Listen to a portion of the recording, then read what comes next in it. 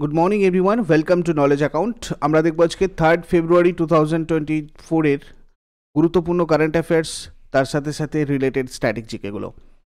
Current affairs 2023 সালের গুরুত্বপূর্ণ 615টা প্রশ্ন, যেগুলো তোমাদের ম্যারাথন ক্লাসে আলোচনা করা হয়েছিল, সেই ক্লাসটা রয়েছে এই ডেলি কারেন্ট অ্যাফেয়ার্স 2024-এর প্লেলিস্টেই, এবং সেখানে তোমাদের ইয়ারবুকের ইনফরমেশান দেওয়া রয়েছে।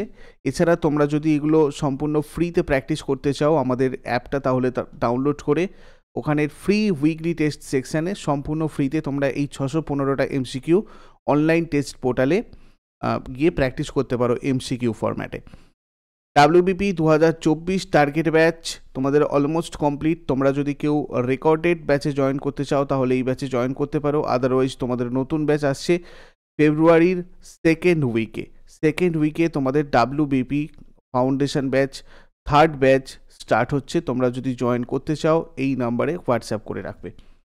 আর ডাব্লিউবিপিএসসি ক্লার্কশিপ প্রিলিয়ার মেন পরীক্ষার তোমাদের যে ব্যাচ চলছিল, এখানে তোমাদের এই প্রাইসটা বা এই অফারটা থাকছে 14 ফেব্রুয়ারি পর্যন্ত।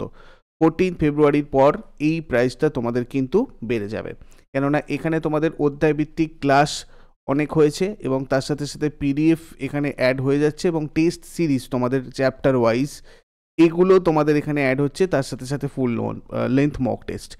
এর জন্য তোমাদের এর প্রাইসটা বাড়বে। তো তোমরা যদি এই অ্যাডভান্টেজটা পেতে চাও তাহলে তোমরা 14 ফেব্রুয়ারির আগে এটাতে ওয়ান টাইম পেমেন্ট এটা করে জয়েন হয়ে যেতে পারো, যাতে তোমরা প্রিলি এবং মেন পরীক্ষা দুটোরই প্রিপারেশান নিতে পারবে। আরও ডিটেলস জানার জন্য এই নাম্বারে তোমরা যোগাযোগ করে নিও।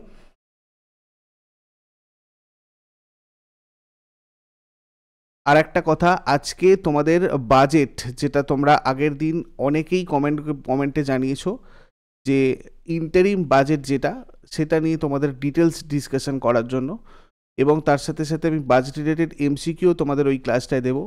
মোস্ট প্রবাবলি আজকে 10টা থেকে 11টার মধ্যে তোমাদের ওই ক্লাস পাবলিশ হবে, এবং তোমরা টেলিগ্রাম চ্যানেলে নোটিফিকেশনও পেয়ে যাবে কখন পাবলিশ হচ্ছে। যারা যারা টেলিগ্রাম চ্যানেলে জয়েন করোনি, জয়েন করে রাখো, তোমরা ওখান থেকে বুঝতে পারবে বাজেটের ক্লাসটা কখন হবে। আজকেই তোমাদের বাজেটের ক্লাস পাবলিশ হবে। কেমন? ফার্স্ট কোশ্চেনটা আজকে ইম্পর্টেন্ট কোয়েশ্চেন রয়েছে। চম্পাই সোরেন কোন রাজ্যের মুখ্যমন্ত্রী পদে শপথ গ্রহণ করেছেন? চম্পাই সোরেন ঝাড়খণ্ডের মুখ্যমন্ত্রী পদে শপথ গ্রহণ করেছেন।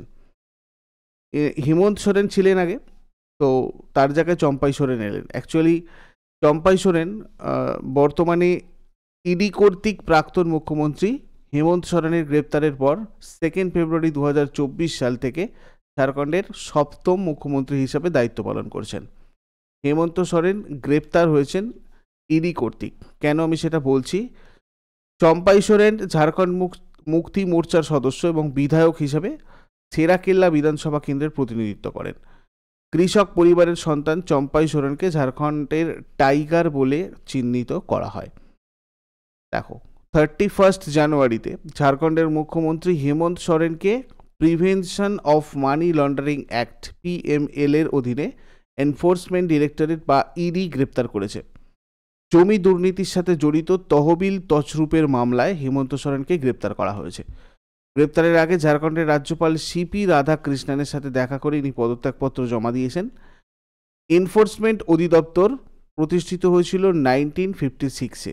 এটা কেন্দ্রীয় অর্থমন্ত্রকের অধীনে একটা সংস্থা। এর প্রাথমিক দায়িত্ব হচ্ছে prevention of money laundering act বা PMLA 2022, পলাতক অর্থনৈতিক অপরাধী আইন 2018 এবং foreign exchange management act FEMA 199 মানে 1999-এর দেওয়ানি বিভাগগুলির ফৌজদারি বিধানগুলো কার্যকর করা। এর হেডকোয়ার্টার কোথায় রয়েছে? নিউ দিল্লিতে।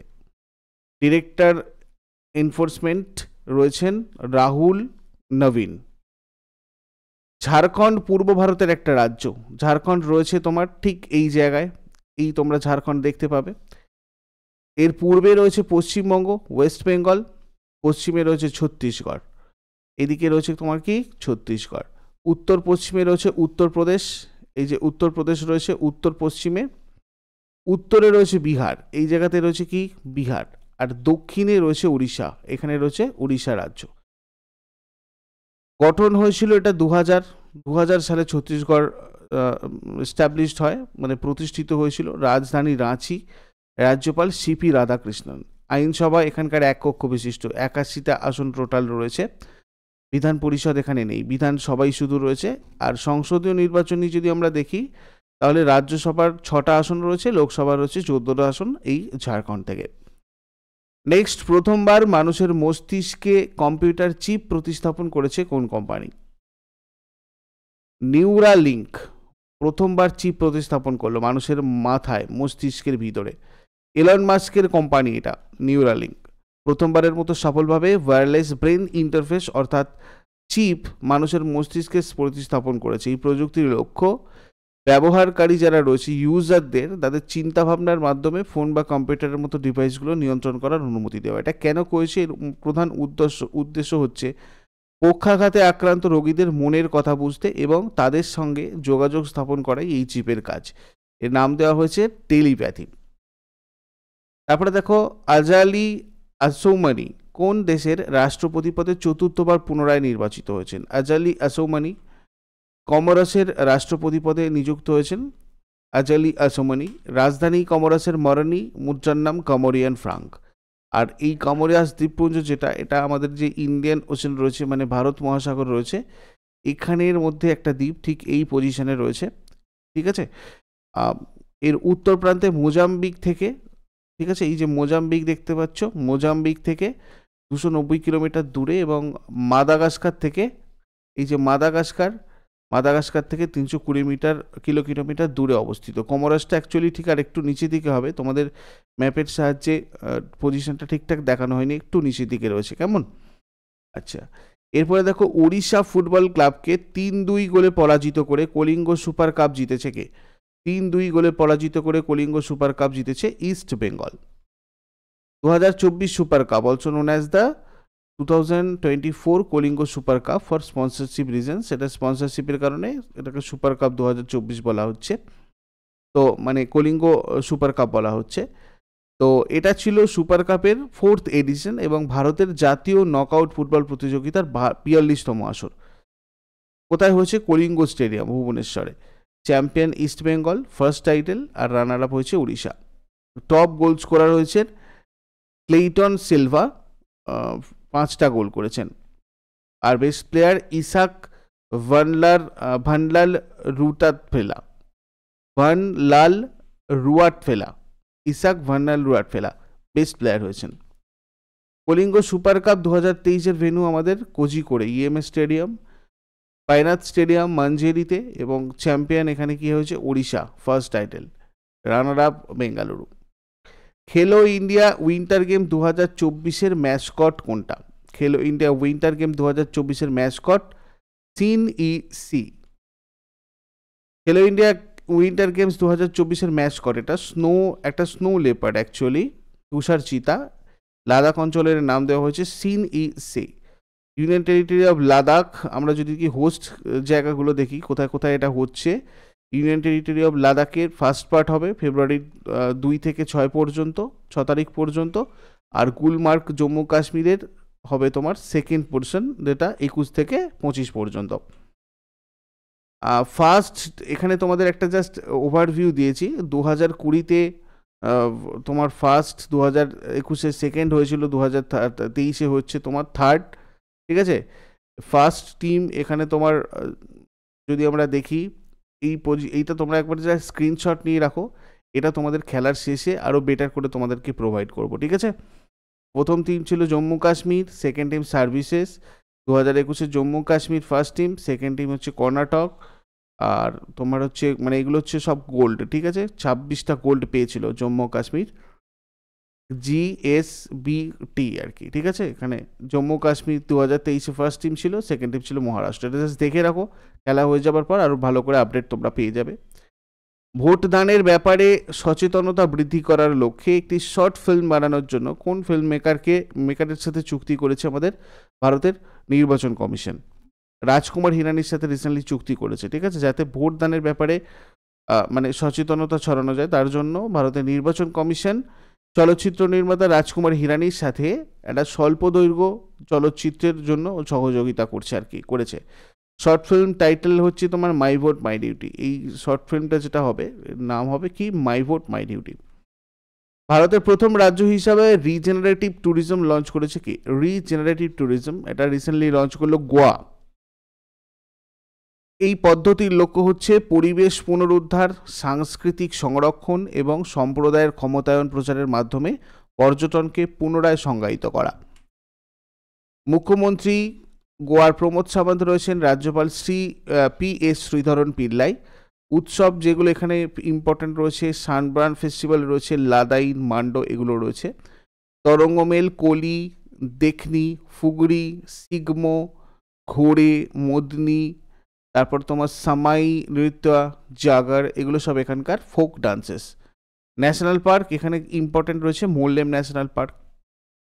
গোয়া ভারতের দক্ষিণ পশ্চিম উপকূলে একটা অঞ্চল যেটা কোঙ্কন হিসাবে পরিচিত এবং ভৌগোলিকভাবে পশ্চিমঘাট পর্বতমালা দ্বারা দাক্ষিণাত্য মালভূমি থেকে পৃথক হয়েছে। এটা অঞ্চল অনুযায়ী ভারতের ক্ষুদ্রতম রাজ্য, আর জনসংখ্যায় এটা চতুর্থ বৃহত্তম। পানাজি রাজ্যের রাজধানী, আর ভাস্কো ডা গামা হলো তোমার গোয়ার বৃহত্তম শহর। গোয়ার ঐতিহাসিক শহর মারগাঁও এখন পর্তুগিজদের সাংস্কৃতিক প্রভাব প্রদর্শন করে। গোয়ার সরকারি ভাষা, যে ভাষায় মানে এখানকার বেশিরভাগ বাসিন্দা কথা বলে, সেটা হচ্ছে কোঙ্কনি। নেক্সট, কোন দেশ 2023 সালে বিশ্বের বৃহত্তম যানবাহন রপ্তানিকারক হয়ে উঠেছে? 2023 সালে বিশ্বের বৃহত্তম যানবাহন রপ্তানিকারক হয়ে উঠেছে চীন। জাপান অটোমোবাইল ম্যানুফ্যাকচারার্স অ্যাসোসিয়েশন 31শে জানুয়ারি 2024-এর জন্য বার্ষিক যানবাহনের পরিসংখ্যান প্রকাশ করেছে। পরিসংখ্যান অনুযায়ী চীন জাপানকে ছাড়িয়ে 2023 সালের বিশ্বের বৃহত্তম যানবাহন রপ্তানিকারক হয়ে উঠেছে। তারপরে দেখো কোথায় 100টা নতুন বায়োগ্যাস প্ল্যান্ট প্রতিষ্ঠা করার কথা ঘোষণা করেছে হরদীপ সিং পুরী। হরদীপ সিং পুরী উত্তরপ্রদেশে 100টা নতুন বায়োগ্যাস প্ল্যান্ট প্রতিষ্ঠা করার কথা ঘোষণা করেছে। বায়োগ্যাস একটা উদীয়মান পুনর্নবীকরণযোগ্য শক্তির উৎস, যেটা অ্যানারোবিক পরিস্থিতিতে ব্যাকটেরিয়া দ্বারা জৈব পদার্থের অবক্ষয়ের মাধ্যমে পাওয়া যায়। বায়োগ্যাসের প্রধান উপাদান হচ্ছে মিথেন। বায়োগ্যাস সাধারণত প্রায় 50 থেকে 70% মিথেন মানে CH4 আর 25 থেকে 45% কার্বন ডাই অক্সাইড দিয়ে তৈরি। যেহেতু এর পার্সেন্টেজটা বেশি, তাই প্রধান উপাদান বলা হয় মিথেন। এছাড়াও এটাতে থাকে তোমার হাইড্রোজেন, এছাড়া হাইড্রোজেন সালফাইড, জলীয় বাষ্প, নাইট্রোজেন, অক্সিজেন এবং অ্যামোনিয়া। অক্সিজেনের অনুপস্থিতিতে গরু, ষাঁড় এবং শূকরের মলকে অবাধ শ্বসন দ্বারা এই বায়োগ্যাস কিন্তু পাওয়া যায়। বায়োগ্যাসের সুবিধা কি? বায়োগ্যাস ধোঁয়া ছাড়াই জ্বলে, তাই carbon dioxide, carbon monoxide, nitrogen dioxide এবং সালফার ডাইঅক্সাইডের মতো কোনো ক্ষতিকারক গ্যাস নির্গমন হয় না বায়োগ্যাসের জ্বালানির ফলে।